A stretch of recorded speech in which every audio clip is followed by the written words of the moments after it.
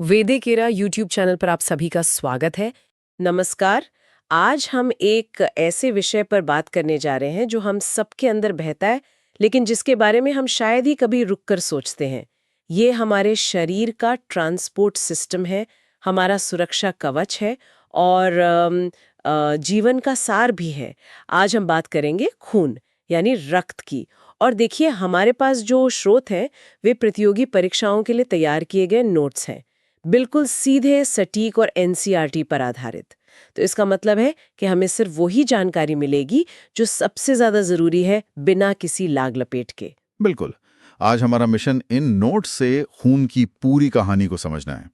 खून क्या है, इसके अलग अलग हिस्से क्या काम करते हैं, हमारे ब्लड ग्रुप्स का क्या मतलब है, और जब इस सिस्टम में कुछ गड़बड़ होती है तो क्या होता है। चलिए इस विषय की गहराई से पड़ताल करते हैं। तो सबसे पहले सबसे बुनियादी सवाल, खून आखिर है क्या? नोट्स में पहली ही लाइन में लिखा है और ये सबसे ज्यादा बार पूछा जाने वाला सवाल भी है। खून एक तरल संयोजी ऊतक है। अब ये सुनने में बड़ा अजीब लगता है। एक तरल चीज, ऊतक यानी टिश्यू, कैसे हो सकती है? हाँ, ये सवाल बहुत अच्छा है। यहाँ संयोजी ऊतक शब्द बहुत महत्वपूर्ण है। सोचने में अजीब लगता है कि एक तरल चीज ऊतक कैसे हो सकती है, लेकिन ये शरीर के हर हिस्से को जोड़ता है। अच्छा। ये फेफड़ों से ऑक्सीजन लेकर कोशिकाओं तक और कोशिकाओं से कार्बन डाइऑक्साइड लेकर फेफड़ों तक पहुंचाता है। पोषक तत्वों को आंत से अंगों तक ले जाता है। इसीलिए इसे संयोजी कहा जाता है। मतलब ये शरीर का एक तरह का डिलीवरी सिस्टम है। बिल्कुल। और इसके काम भी नोट्स में पूरी लिस्ट दी हुई है। ऑक्सीजन और कार्बन डाइऑक्साइड का परिवहन, पोषक तत्वों और हार्मोन्स को पहुंचाना, खराब पदार्थों को बाहर निकालने में मदद करना, संक्रमण से शरीर की रक्षा करना और चोट लगने पर खून का थक्का जमाना। हाँ, ठीक है। तो इस तरल के अंदर होता क्या क्या है? नोट्स के मुताबिक खून के दो मुख्य हिस्से हैं। एक तरल हिस्सा जिसे प्लाज्मा कहते हैं और दूसरा ठोस हिस्सा जिसमें रक्त कोशिकाएं होती हैं। हाँ। तो पहले प्लाज्मा की बात करते हैं। ये खून का लगभग 55% हिस्सा है और इसका रंग हल्का पीला होता है। और दिलचस्प बात यह है कि इस प्लाज्मा का भी 90% हिस्सा सिर्फ पानी होता है। अच्छा। बाकी 10% में प्रोटीन, नमक, हार्मोन्स, पोषक तत्व और बेकार पदार्थ होते हैं। इसका मुख्य काम इन सभी चीजों को एक जगह से दूसरी जगह ले जाना है और हाँ, शरीर के ब्लड प्रेशर को भी बनाए रखना है। समझ गए। तो प्लाज्मा एक तरह की नदी है और कोशिकाएं उसमें तैर रही हैं। बिल्कुल सही। तो अब आते हैं सबसे दिलचस्प हिस्से पर, रक्त कोशिकाएं। ये 3 तरह की होती हैं। लाल रक्त कोशिकाएं यानी आरबीसीज, श्वेत रक्त कोशिकाएं डब्ल्यूबीसीज, हाँ। और प्लेटलेट्स। हाँ। खून की 3 सेनाएं। चलिए लाल रक्त कोशिकाओं यानी आरबीसीज से शुरू करते हैं। इन्हें एरिथ्रोसाइट्स भी कहते हैं। इनके बारे में कुछ मजेदार तथ्य हैं, जैसे इनका आकार बायकॉन्केव डिस्क जैसा होता है और इंसानों की आरबीसी में न्यूक्लियस नहीं होता। ये कैसे? देखिए, यही तो प्रकृति का डिजाइन है। न्यूक्लियस का न होना बहुत महत्वपूर्ण है। इससे कोशिका के अंदर हीमोग्लोबिन के लिए ज्यादा जगह बन जाती है। अच्छा। हीमोग्लोबिन एक प्रोटीन है जिसमें आयरन होता है और यही फेफड़ों से ऑक्सीजन को पकड़कर पूरे शरीर में पहुंचाता है। तो आरबीसी का मुख्य काम ऑक्सीजन का परिवहन है और उनका आकार और संरचना सब कुछ इसी काम के लिए अनुकूल होता है। मतलब ज्यादा जगह तो ज्यादा हीमोग्लोबिन, मतलब ज्यादा ऑक्सीजन। बिल्कुल। लेकिन न्यूक्लियस नहीं है तो ये जिंदा कैसे रहती हैं? इनकी उम्र भी तो कम होगी फिर। सही पकड़ा। इनकी उम्र करीब 120 दिन होती है। ये खुद की मरम्मत नहीं कर सकती। अब आते हैं शरीर के सैनिकों पर, श्वेत रक्त कोशिकाएं यानी डब्ल्यूबीसीज। इन्हें ल्यूकोसाइट्स भी कहते हैं। हाँ, हमारी बॉडी के गार्ड्स। ये आरबीसीज से बिल्कुल अलग हैं। इनमें न्यूक्लियस होता है, ये आकार में बड़ी होती हैं और इनका कोई रंग नहीं होता। और इनकी उम्र भी सिर्फ कुछ दिनों की होती है। इनका काम शरीर की सुरक्षा करना है। जब भी कोई बैक्टीरिया, वायरस या कोई बाहरी कीटाणु शरीर में घुसता है तो डब्ल्यूबीसीज उससे लड़ती हैं और हमें बीमार होने से बचाती हैं। मतलब हमारी इम्यूनिटी। हाँ, ये हमारी प्रतिरक्षा प्रणाली यानी इम्यूनिटी का मुख्य हिस्सा है। नोट्स में इनके प्रकार भी बताए गए हैं, जैसे न्यूट्रोफिल्स, लिम्फोसाइट्स, मोनोसाइट्स, ये सब। और तीसरी कोशिका है प्लेटलेट्स, जिन्हें थ्रोम्बोसाइट्स भी कहा जाता है। ये बहुत छोटी होती हैं और इनमें भी न्यूक्लियस नहीं होता। इनकी उम्र 5 से 9 दिन की होती है। आकार में भले ही ये छोटी हों, लेकिन इनका काम बहुत बड़ा है।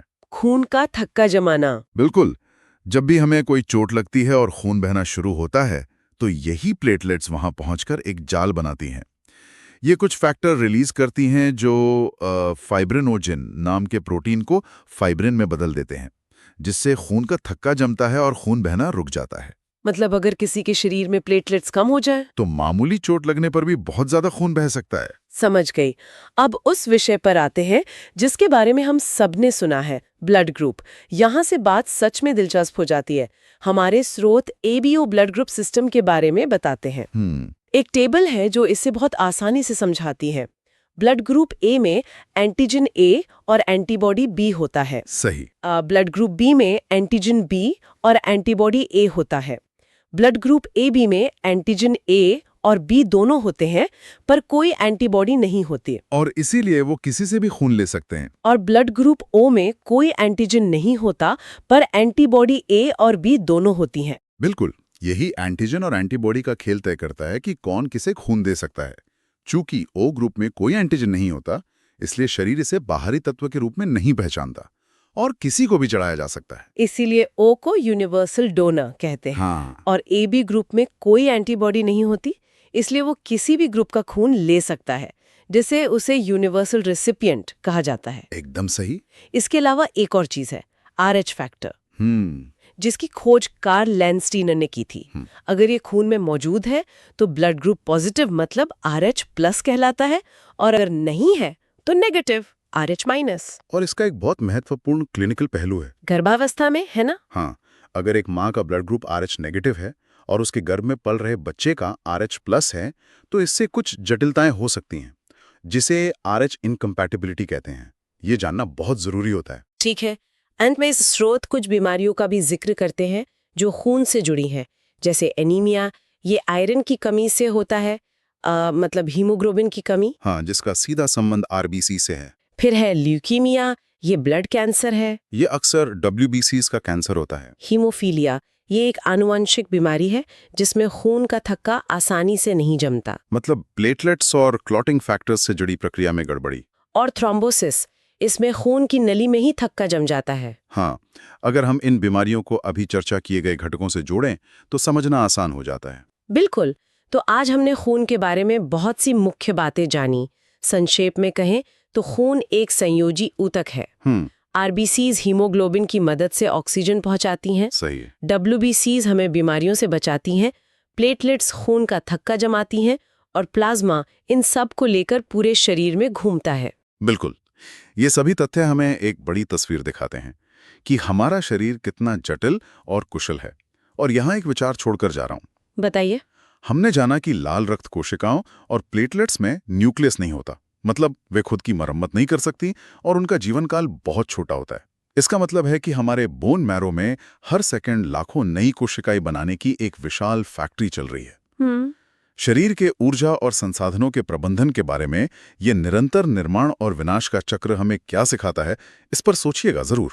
इसी विचार के साथ हम आज की ये चर्चा यहीं समाप्त करते हैं। वैदिक एरा YouTube चैनल पर इस चर्चा को सुनने के लिए आप सबका बहुत बहुत धन्यवाद।